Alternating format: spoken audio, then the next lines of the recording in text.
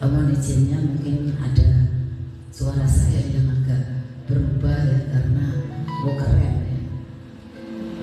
Saya prinsipnya seperti ini Bapak Ibu, selama saya masih bisa berjalan, saya masih bisa bangun ya, saya sehat gitu ya. Jadi tetap terus semangat ya.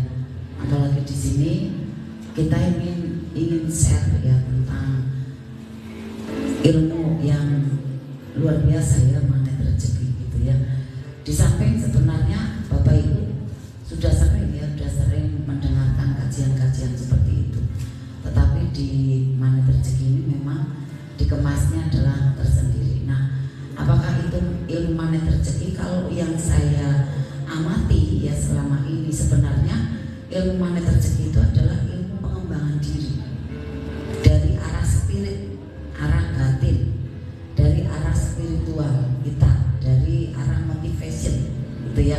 Yang diperbaiki adalah dari hatinya gitu ya, menuju ke perasaannya dibersihkan, kemudian pikirannya juga dipositifkan, lalu lisan dan tingkah lakunya, akhlaknya diperbaiki. Nanti akan memunculkan ada potensi-potensi baru Bapak Ibu gitu ya, yang bagi bekerja gitu ya, nanti bekerjanya menjadi optimal gitu ya. Kemudian yang ada di kegiatan lain ya juga nanti menjadi tetap maksimal juga, makin maksimal karena menggali potensi diri. Kemudian ada memunculkan talenta-talenta baru tanpa meninggalkan dari kegiatan yang lama gitu. Ini kerennya ya. Nanti Bapak Ibu kalau sering terasa tidak meninggalkan dari kegiatan yang lama, tetap bekerja, tetapi ada kebiasaan yang baru. Tentu ini adalah hal yang kita inginkan ya, karena di sana nanti akan ada mata air zam-zam yang lainnya gitu ya, menjadi mensejahterakan gitu ya. Nah, kemudian apalagi akan ada tumbuh ya, skill, kemampuan semakin meningkat, produktivitas menjadi menaik. Nah, penting sekali Bapak Ibu pada waktu kita belajar ilmu magnet rezeki, karena produktivitas kita menjadi maksimal meningkat karena dikelupas kulit-kulit bawahnya. Ya, kalau bagi yang enggak berminat gitu ya, ya disayangkan gitu ya, karena sudah semakin banyak yang mengikuti dan kita semua di sini sudah setiap hari Selasa, Jumat gitu ya, terutama juga sudah mendengarkan kajian-kajiannya gitu ya. Apakah nunggu panas jadi menteri baru kita belajar gitu kan?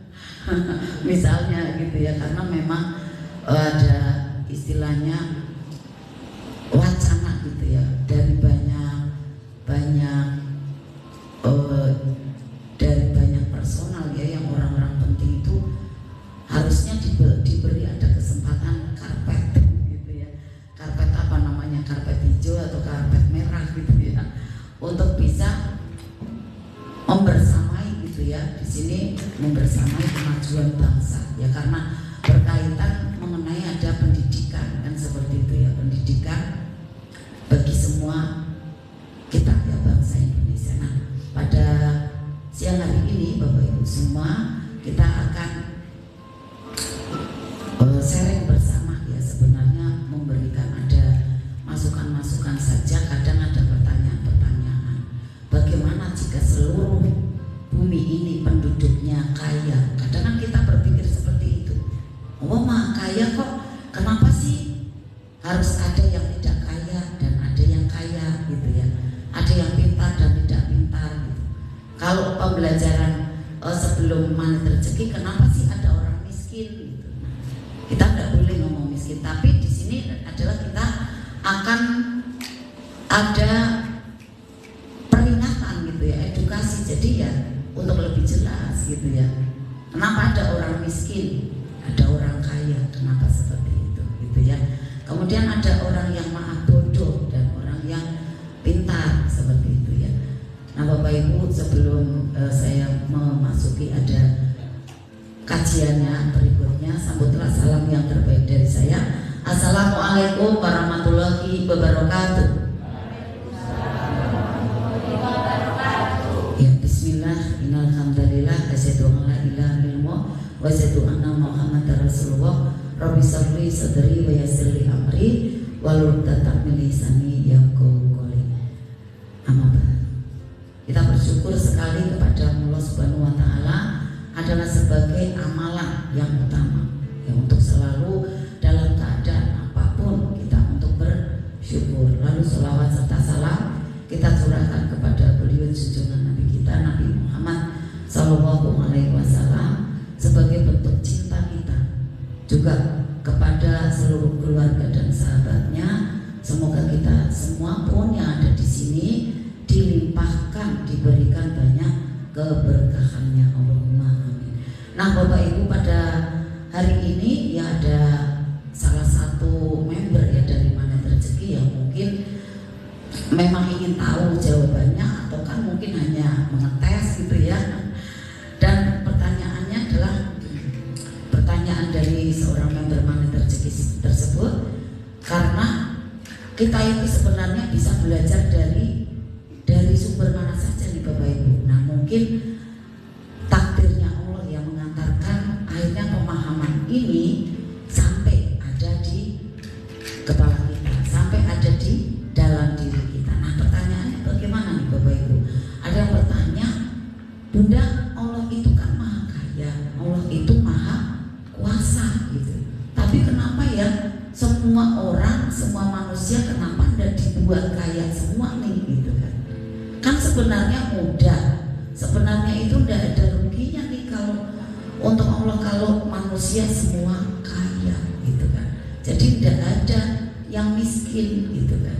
Allah itu tidak akan berkurang kekayaannya kalau semua orang itu kaya gitu. Nah, ini sebenarnya kayaknya pertanyaannya biasa gitu ya, banyak orang juga bertanya seperti itu. Tapi coba kalau kita lihat jawabannya gitu ya, ternyata secara Magnet Rezeki itu menarik sekali nih Bapak Ibu ya. Sekilas kita berpikir pasti menyetujuinya pertanyaan itu. Iya ya, kenapa sih Allah harus membatasi gitu? Iya juga kan, benar juga seperti itu. Allah kan maha kaya gitu kan. Kenapa sampai ada orang yang diciptakan miskin, susah, merana gitu kan? Padahal jika Allah mau nih Bapak Ibu ya, mudah bagi Allah untuk memberikan kekayaan itu kepada semua makhluknya. Maka daripada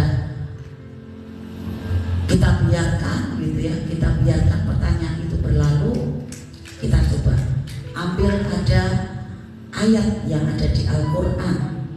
Allah sampaikan ada di surat Asy-Syura ayat 27 yang artinya adalah, dan sekiranya Allah melapangkan rezeki kepada hamba-hambanya, niscaya mereka akan berbuat melampaui batas. Ini rahasia yang kita bisa jadi data Bapak Ibu ya. Kalau semua orang dibuat kaya, Allah itu tahu kemampuan kita, Allah tuh tahu tabiat kita. Kalau dibuat semuanya kaya gitu kan, bisa melampaui batas di bumi ya. Tetapi Allah menurunkan dengan ukuran yang Allah kehendaki karena Allah maha tahu. Sungguh Allah maha mengetahui terhadap keadaan seluruh hamba-hambanya. Allah maha melihat. Nah, inilah Bapak Ibu semua ya, Allah itu memang hebat luar biasa. Pantas saja ya, karena Allah itu adalah Sang Khalik pencipta. Karena mengetahui ya jauh di atas dari logika kita. Nah, kita sebagai makhluk berpikir kalau semua kaya kan enak nih, gitu kan? Nggak ada yang namanya kesusahan, itu kan bagus gitu kan? Rupanya kata Allah itu tidak demikian. Sebab jika semua makhluk terkhusus manusia diberi rezeki besar-besaran, jadi semua dibuat kaya, coba. Semua jalan dibuat lancar kayak jalan tol, coba. Ya, akhirnya terjadi ada banyak tumbukan-tumbukan nih Bapak Ibu ya, terjadi banyak ketidakbaikan. Nah, demikian juga nih, apabila semua orang di muka bumi ini diberi kekayaan, seluruhnya kaya raya semua, maka kerusakan di bumi itu akan cepat sekali terjadi, Bapak Ibu. Dalam sejenak itu bisa langsung terjadi banyak ketidakbaikan. Nah, saat ini kita semua misalnya kaya dan punya uang, coba bayangkan, maka tak ada orang yang akan melakukan bekerja nih, Bapak Ibu, ya. Tidak ada lagi nanti orang yang mau belajar untuk sukses, ya. Tidak mau ada orang yang menengadahkan tangan untuk bermohon kepada Allah, meminta rezeki, gitu kan. Mungkin juga tidak ada tuh, ya, akhirnya ilmu magnet rezeki semua karena sudah kaya dan terpenuhi kebutuhannya.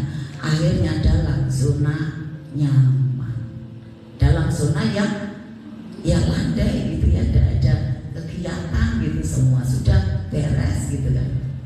Nanti siapa nih yang akan menanam, ada padi di sawah gitu kan, nanam sayur, siapa? Tidak ada gitu. Terus siapa lagi yang mau bekerja? Ada di pabrik-pabrik elektronik gitu kan, di pabrik garmen, di pengolahan makanan. Tidak ada, Bapak Ibu, karena semua sudah kaya, tidak tercipta adanya sistem akhirnya, ya. Siapa lagi yang mau jadi montir, ya, jadi sapa, pedagang di pasar, bersih-bersih di jalan, menjadi tukang bangunan? Tidak ada, Bapak Ibu, ya, karena ya sudah semuanya baik-baik saja gitu kan, ya. Jadi banyak profesi lain yang akan kosong, semuanya tak patut, ya, menjadi dilakukan oleh orang-orang karena udah kaya gitu kan, ya.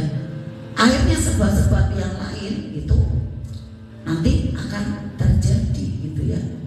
Banyak yang menjadi tidak wajar saling berantem gitu kan, dan kemudian bukan satu sama terhubung kembali, sebab semuanya sudah dapat kenikmatan nih, Bapak Ibu. Justru Bapak Ibu semua, pada saat ada yang tidak punya, ada yang punya gitu ya, justru keseimbangan dunia itu terjadi. Tetapi kalau semuanya itu nikmat dan kaya, keseimbangan dunia menjadi hilang. Karena itu Allah memberikan ada takaran rezeki yang sesuai dengan kadar yang Allah kehendaki. Agar apa? Agar rezeki mengalir sesuai ada fitrahnya nih, Bapak Ibu. Nah, kita akhirnya paham ya. Oh iya ya, kenapa ada Bunda Susan, ada Pak Haji Gadot gitu kan.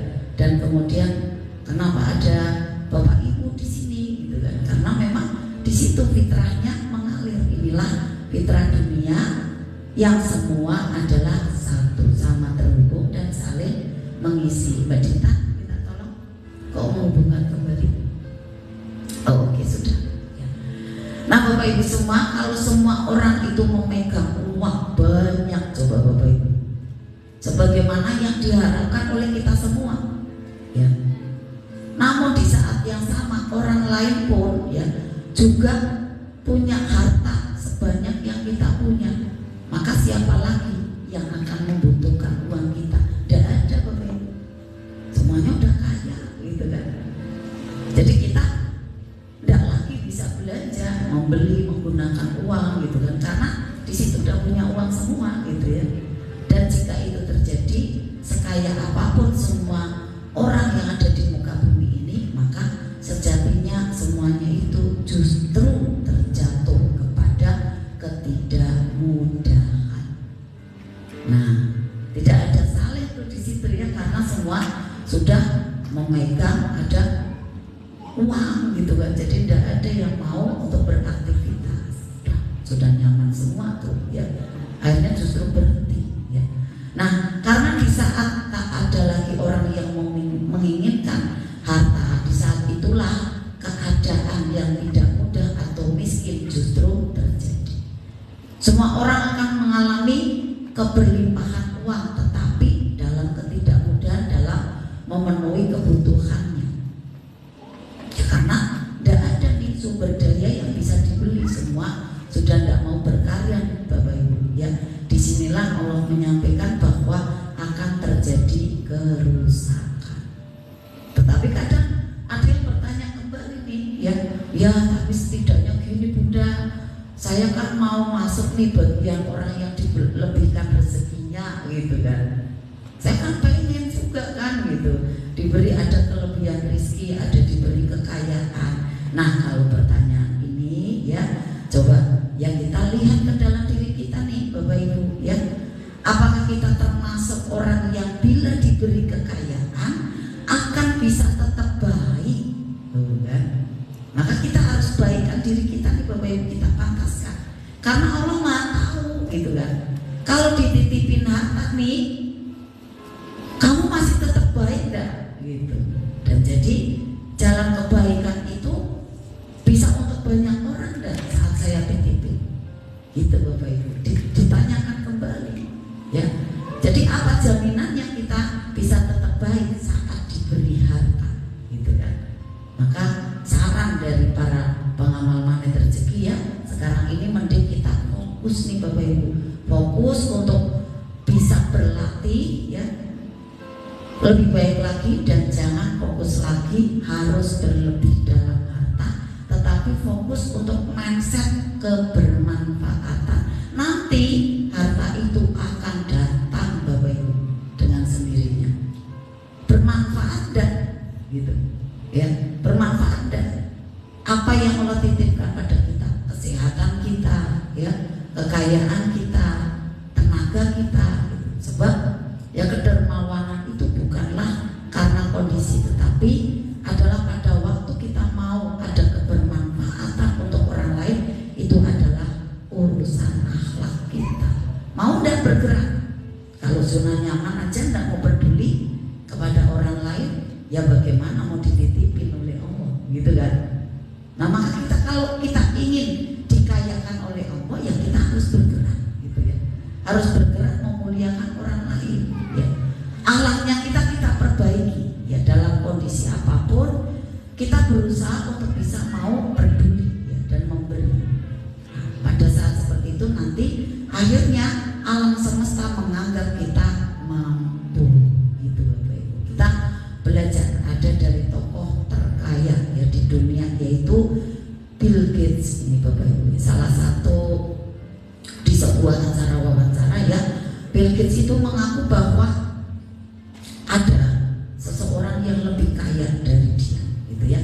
Saat itu adalah Bill Gates dalam keadaan yang belum sekaya ini Bapak Ibu ya, masih dalam keadaan tidak mudah ya. Kemudian duduk di sebuah bandara di kota New York. Ketika itu dia tak punya uang ya, untuk membeli walaupun itu sebuah koran.